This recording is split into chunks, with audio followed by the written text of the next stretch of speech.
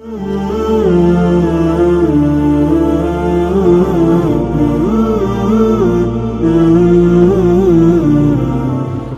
Abu yang terhormat, jadi kamu tanya membacut masalah ihtihsan.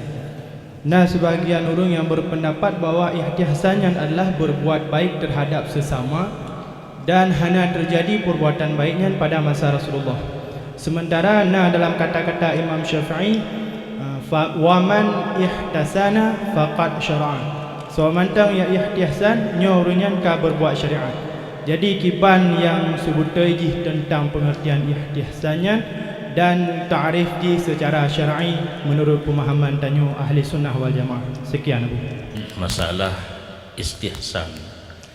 Istihsan mungkin sesuatu yang hana dalil langsung daripada Rasulullah dan hana daripada sahabat, itu diserahkan kepada para mujtahid menyoleh urangnya keanggapnya ged hana menentang dengan syarak, hana menentang dengan contoh-contoh yang kena pada Rasulullah dan para sahabat, keanggapnya baik berarti jid kita ikut dan merupakan yang hukum daripada Allah.